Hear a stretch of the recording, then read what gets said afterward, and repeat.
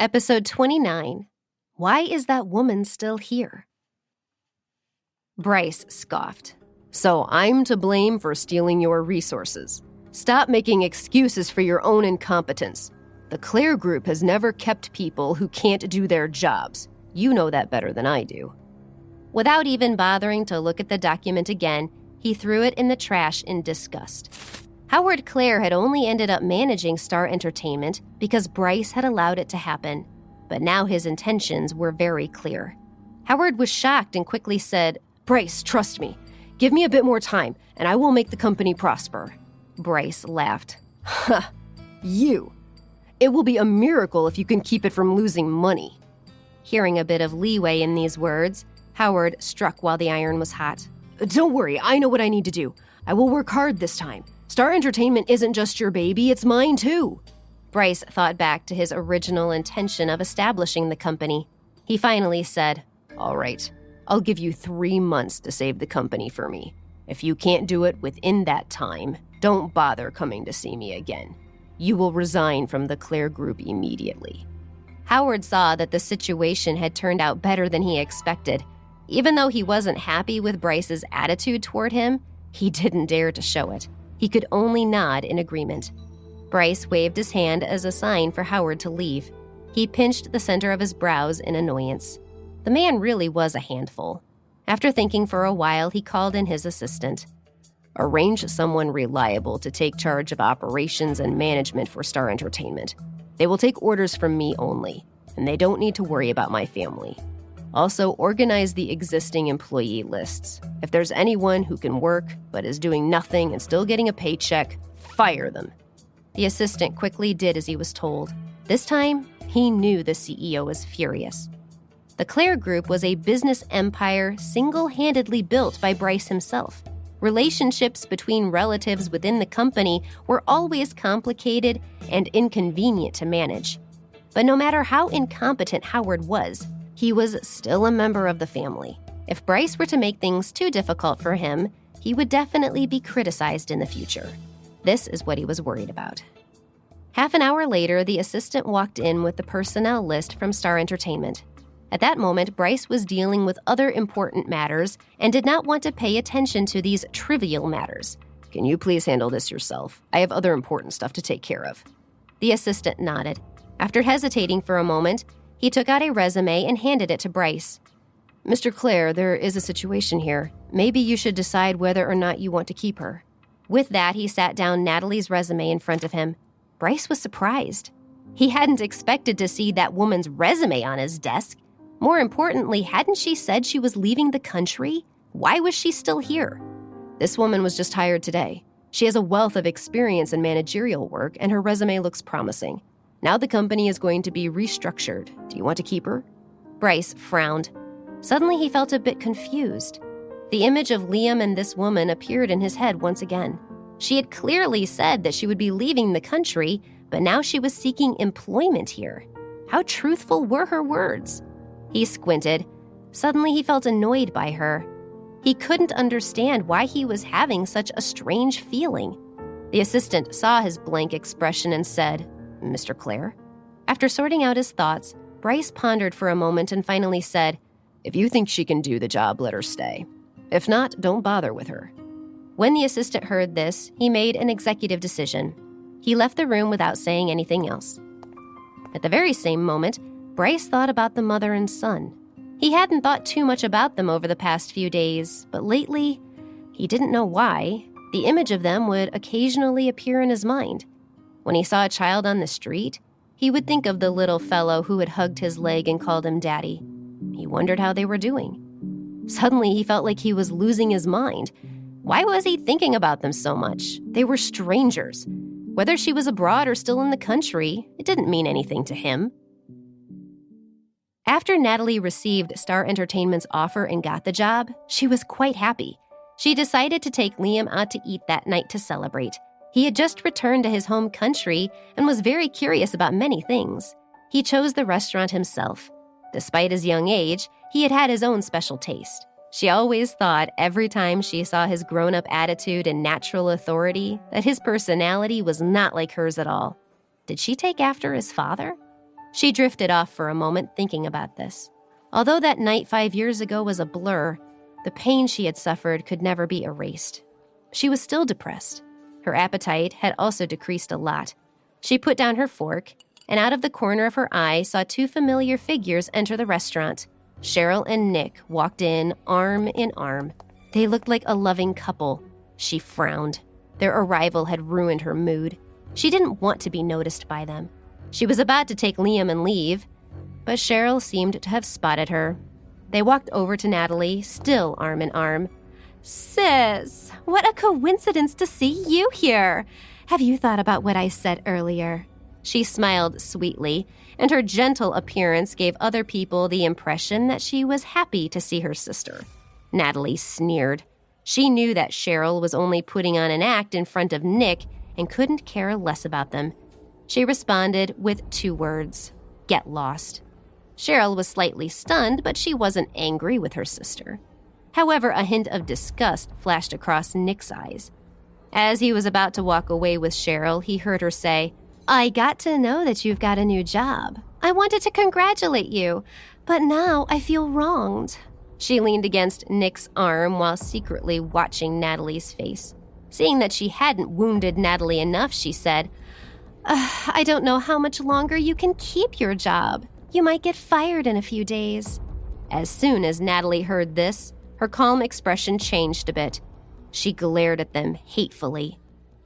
They disgusted her. Episode 30. This woman is very feisty. "Don't push me," Natalie said angrily. Liam, who was sitting next to his mom, was also furious. Last time, this nasty auntie had bullied him and his mother, and now she was looking for trouble again. He felt very angry, so he immediately stood up and kicked Cheryl's leg. "You are a bad woman. I won't allow you to bully my mommy." Cheryl had not expected him to kick her. She immediately scolded him. "You little brat, I'll teach you a lesson." She raised her hand to hit him, but Natalie quickly stopped her and slapped her in the face. "What right do you have to discipline my son? Get lost." The slap was hard and caused Cheryl's face to turn red. Her entire life, no one had ever dared to lay a hand on her. She cried to Nick, "Oh, she slapped me. I only wanted to discipline Liam, but she slapped me." Seeing that Cheryl was being bullied, Nick's face darkened. He said coldly, "Natalie, that was too much. Apologize to Cheryl right now." "You're asking me to apologize to her?" "Don't be ridiculous." She wouldn't budge. She felt disgusted just looking at Nick's face. Nick saw that she was being stubborn, and he felt a bit awkward. "Natalie, the reason I'm still talking to you so patiently is because of our past relationship. Don't push your luck." She found this amusing and raised her eyebrows in disdain. "When did I ask you to do that? You'd better stay away from me and get out of my sight." He saw the disgust in her eyes and knew he had hit a nerve. He understood that this Natalie was no longer the woman who had loved him so dearly. He was furious. He angrily grabbed her collar. "You really think I won't hit you?" Liam saw his mom being threatened and cried out, "If you hurt my mom, my dad won't let you get away with it." When Cheryl heard that, she snickered. "Your dad? Bryce Clare? He's not even your father. Just because he's rich, you can't go around calling him dad. Who knows where you came from? You're just a bastard." Although Liam didn't understand all the words, he knew that Cheryl was mocking him for not having a father. He stood there in a daze, really hurt. Natalie instantly became angry and defensive. Liam was the most important person in her life. He had never been scolded like this. Didn't Cheryl realize how much damage she was doing by saying those words to a child? She was so enraged that she pushed Nick away, picked up a steak knife from the table, and held it against Cheryl's neck. With bloodshot eyes, she said, "I dare you to say that one more time." The scene immediately descended into chaos. Cheryl hadn't expected her sister to do such a thing, especially when she looked so fragile. For a moment, she didn't dare to react. Meanwhile, at the other end of the restaurant, Bryce was watching the scene unfold. He had come in to eat with some friends, but he heard a commotion, and when he looked over, he had seen the mother and child again. His eyes flashed, but he concealed his emotions at once. He lowered his head, wanting to mind his own business and not think about her. But then he overheard that they were once again being mocked and ridiculed. From their conversation, it seemed that the reason Natalie had not left the country was most likely because she was being threatened by her family. He didn't know why, but after hearing this, he realized that he had misunderstood her again and that she had not lied to him. A strange feeling suddenly surged up in his heart. But she was still a stranger to him. He didn't intend to help. He watched silently from the sidelines. His eyes widened when he saw Natalie holding a steak knife against her stepsister's neck. Bryce never thought Natalie was capable of doing something like this when she was furious. At that moment, Samuel, who was sitting beside him, spotted what was going on and said excitedly, "Oh, that woman is very feisty." Samuel was his good friend. The two of them had been friends since childhood. They were very close and spoke casually with each other. Bryce raised his glass and took a sip of red wine. He did not respond as he tasted the wine. Quite a few people in the restaurant turned their attention to Natalie. Nick didn't dare to react when he saw Cheryl being held at knife point. He could only shout, "Natalie, I'm warning you. Put the knife down right now or I'll call the police." She shook her head. The knife in her hand moved closer to Cheryl. With a cold look in her eyes, she said, "Not possible. Unless she apologizes to Liam, I won't let her go." Cheryl felt the sharp edge of the knife rubbing against her neck. She was extremely scared, but she said, "Go ahead. Do it. I want to see just what you're capable of. Nick, don't worry about me. Just call the police." She gave him a wink. Nick hesitated for a moment, but when he saw Cheryl's anxious expression, he immediately took out his phone and called the police. On the other side of the restaurant, Samuel watched this scene unfold and chuckled. His eyebrows curved slightly as he joked with Bryce, "Things are really getting interesting. When the police come, let me know if I should step in or not. I really like this woman's feistiness. And look at that little boy next to her. He's really cute." Samuel spoke the line with a casualness, but Bryce gave a lot more attention to what he was saying. For some reason, when Bryce heard his words, he felt slightly uncomfortable. He raised his eyebrows and glanced at Samuel coldly, not realizing what his intentions were. Samuel saw Bryce's expression, and his whole body broke out in a cold sweat. To hide his embarrassment, he picked up his wine glass and took a sip. Whether it was intentional or not, his eyes were still looking in Natalie's direction. "Why is Bryce looking at me so coldly?" he thought. "Could it be that he knows this woman?" Soon, the police arrived. After they had inspected the restaurant, they understood the situation. The policeman walked up to Natalie and warned her, "Put the knife down. This is a restaurant." Natalie refused. Even after the police arrived, she repeated what she had been saying, "Get her to apologize to Liam, or I won't let her go." When the police officer heard this, he felt a bit lost and looked at his captain. He saw that the captain was losing patience and frowned.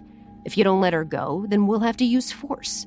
Natalie tensed up, but she remained motionless in the face of the police's threats. She brought the blade closer to Cheryl's neck and said every word carefully. "I don't care. She has to apologize to Liam first."